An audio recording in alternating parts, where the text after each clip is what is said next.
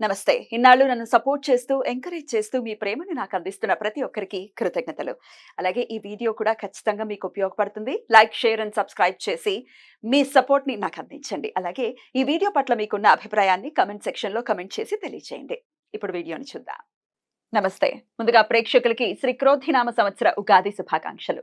మరి ఈ క్రోధినామ సంవత్సరం ద్వాదశ రాశులకి కూడా ఎలాంటి ఫలితాలను ఇస్తోందో మనకు తెలియజేయడానికి మనతో పాటు సిద్ధంగా ఉన్నారు ప్రముఖ ఆధ్యాత్మికవేత్త, వాస్తు జ్యోతిష పండితులు నిట్టల ఫణిభాస్కర శర్మ గారు. మరి వారి ప్రిడిక్షన్స్ ని ఇప్పుడు చూద్దాం.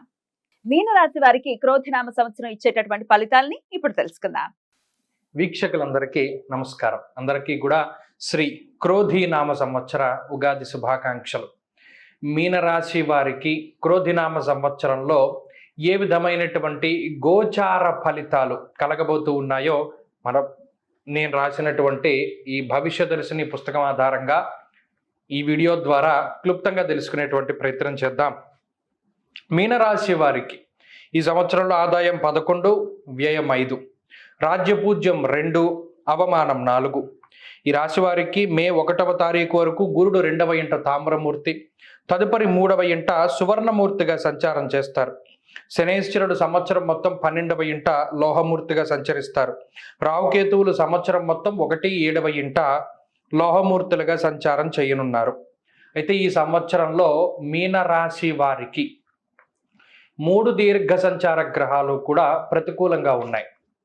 గత సంవత్సరం రాహు గురులు అనుకూలించారు. తర్వాత రాహువు మారి జన్మరాశిలో ప్రతికూలంగా ఉన్నారు.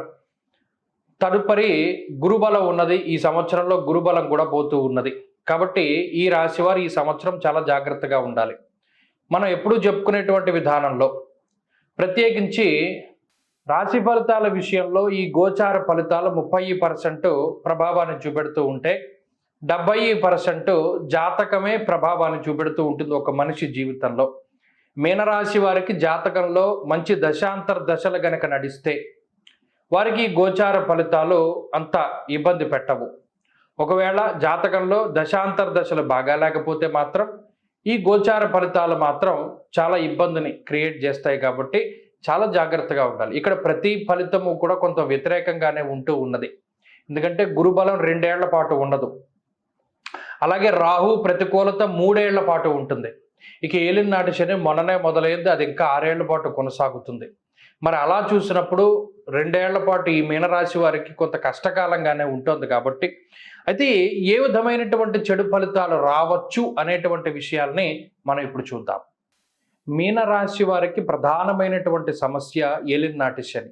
మన హానిర్ మన క్లేశం కృష్యర్ భోజన పల్పస అనేటువంటి శాస్త్రవచనం ప్రకారం ఏలినాటి శని వల్ల వచ్చేటువంటి లక్షణాలు ఏ విధంగా ఉంటే పరిశీలన చేయండి. ఇది మీరు వింటే ఈ లక్షణాలు మనకు కలుగుతున్నాయా లేదా అనేటువంటి విషయం మీకు స్ఫురణకు వస్తుంది.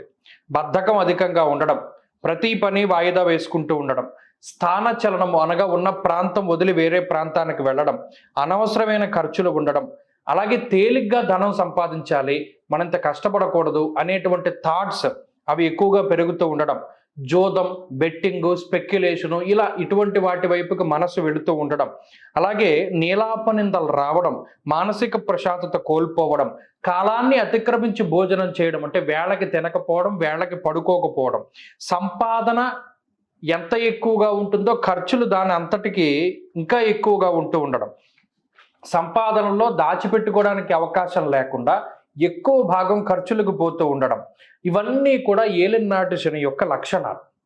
ఇలా ఉంటే గనక కొంత ఏలినాటి శని పీడ ఎక్కువగా ఉంది అని గుర్తుపెట్టుకోవాలి. అలాగే గురుబలం లేకపోవడం వల్ల ఏమవుతుంది? అతిక్లేశం, బంధువైరం, దారిద్ర్యం, దేహపీడనం. అంటే బంధువర్గంతో, జీవిత భాగస్వామితోటి, భార్య లేదా భర్త తరఫు బంధువులతోటి కొంత మాట పట్టింపులు ఏర్పడడం, కుటుంబ కలహాల వల్ల మానసిక ప్రశాంతత లేకపోవడం, ఉద్యోగ వ్యాపారాల్లో ఒత్తిళ్లు అధికంగా ఉండడం, అలాగే చదువుకునేటువంటి వారికి అయితే ఇక అసలు చదువు ఎక్కదు, ఏకాగ్రత లేకపోవడం, విదేశాల్లో చదువుకునేటువంటి వారికి, విదేశాల్లో ఉండేటువంటి వారికి మాత్రం కొంత ఈ గ్రహస్థితి మంచి చేస్తుంది. అంటే ఇక్కడ మీనరాశిలో పుట్టినటువంటి వారు ఎవరైతే విదేశాల్లో ఉన్నారో వారికి మాత్రం ఈ గ్రహస్థితి కొంతలో కొంత ఉపయుక్తంగా ఉంటుంది. తోబుట్టువులతోటి, అన్నదమ్ములతోటి విభేదాలు, ఎంత మౌనంగా ఉంటే అంత మంచిది. మీనరాశి వారు గుర్తుపెట్టుకోండి, ఎంత మౌనంగా ఉంటే అంత మంచిది. లేని పట్టింపు లేకపోతే మాట పట్టింపులు ఎక్కువ. జన్మరాహు యొక్క దోషం ఉన్నది. దారాపుత్ర విరోధస్య ప్రవాసం రోగపీడనం. దీనివల్ల సంతానంతో జీవిత భాగస్వామితోటి సమస్యలు, కుటుంబానికి దూరంగా ఉండడం, చెడు సావాసాలు, చెడు వ్యసనాలు, ధనాన్ని నష్టపోవడం, నమ్మి మోసం చేసేటువంటి వ్యక్తులు ఉండడం, అలాగే డబ్బులు ఎవరికైనా అప్పుగా ఇస్తే వాడు మనకి తిరిగి ఇవ్వకపోవడం, అలాగే చర్మ సంబంధిత, వెన్నుపాముకి సంబంధిత వ్యాధులు, గ్యాస్ట్రిక్ సమస్యలు, వంశపారంపర్యంగా వస్తున్నటువంటి ఆస్తిపాస్తులకి ఆటంకాలు, వీటి వల్ల సమస్యలు, ఇది మనం చెప్పుకుంటూ పోతే మీనరాశి వాళ్ళకి ఇంకా అసలు ఈ గ్రహస్థితి వల్ల చెడే జరుగుతుంది. కాబట్టి ఇంకొక మంచి విషయం గుర్తుపెట్టుకోవాలి. ఇవి కాక నెలలో రవి కానీ, కుజుడు కానీ, శుక్రుడు కానీ, బుధుడు కానీ, చంద్రుడు కానీ, ఈ కొన్ని గ్రహాలు ఉన్నాయి.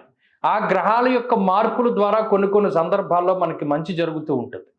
ఆ విషయాన్ని మనం దృష్టిలో పెట్టుకోవాలి. జాతకంలో మంచి దశలు ఉంటే మనకి మంచి జరుగుతూ ఉంటుంది. మరి ఉన్న రాశుల్లో కల్లా బాగా ఇబ్బంది పెట్టేటువంటి రాశి మీనరాశి. ఇప్పుడు ఉన్నటువంటి పరిస్థితుల్లో మీనరాశి వాళ్ళే ఎక్కువ ఇబ్బంది పడుతూ ఉన్నారు. మరి వీళ్ళు ఏం పరిహారం చేసుకోవాలి అయ్యా అంటే, ఎక్కువ ఈశ్వరారాధన, ప్రతి మాస శివరాత్రిని, ప్రతి శనిత్రయోదశిని, ప్రతి అనఘాష్టమిని ఉపయోగించుకుంటూ ఉండాలి. ఆయా వ్రతాలు ఆచరిస్తూ ఉండడం, అలాగే ప్రతిరోజు హనుమాన్ చాలీసా కానీ, ఆంజనేయ అష్టోత్తర శతనామావళి స్తోత్రాన్ని కానీ పఠిస్తూ ఉండడం, అలాగే పరమేశ్వరుడి దర్శనం ఎప్పటికప్పుడు చేసుకుంటూ ఉండడం, ఇటువంటి వాటి వల్ల కొంత బయటపడుతూ ఉంటారు. ఈ సంవత్సరంలో ప్రత్యేకించి ఈ గ్రహాలకి జపాలు చేసుకుని దానాలు అవి ఇవ్వడం కూడా చాలా మంచిది. శనికి, గురుడికి, రాహుకి చేసుకుని జపాలు అవి చేసుకుని దానాలు అవి ఇచ్చి, రుద్రహోమం కానీ, మన్యు పాశుపతం కానీ, సుబ్రహ్మణ్య పాశుపతం కానీ, ఇవన్నీ కూడా ఈ గ్రహస్థితి నుండి బయటపడడానికి మనకి మంచి అవకాశాలను ఇస్తాయి. ఈ సంవత్సరంలో ఆరాధించవలసినటువంటి దైవం ఈశ్వరుడు. అనుకూల వారాలు సోమ బుధవారాలు. అదృష్ట రత్నం నవరత్నాలు. అలాగే వీరు రుద్రాక్ష ధారణ చేస్తే కూడా మంచిది. అష్టముఖి రుద్రాక్షని ధారణ చేస్తే మీనరాశి వారు చాలా మంచిది. అదృష్ట వర్ణము తెలుపు, ఆకుపచ్చ. అలాగే అదృష్ట సంఖ్యలు 9, 6. స్వస్తి. ద్వాదశ రాశులకి కూడా ఈ క్రోధినామ సంవత్సరం ఇచ్చేటటువంటి ఫలితాలు ఎలా ఉన్నాయో తెలుసుకున్నాం కదా. మరి వారు ఇచ్చినటువంటి ప్రిడిక్షన్స్ ని ఆధారంగా వారు చెప్పినటువంటి పరిహారాలని చేసుకుంటూ ఈ క్రోధినామ సంవత్సరం అంతా కూడా ప్రతి ఒక్కరికి చాలా సుఖవంతంగా సాగాలని మనస్ఫూర్తిగా కోరుకుంటూ మరొకసారి ప్రేక్షకులకి శ్రీ క్రోధినామ సంవత్సర ఉగాది శుభాకాంక్షల్ని తెలియజేస్తూ నమస్తే.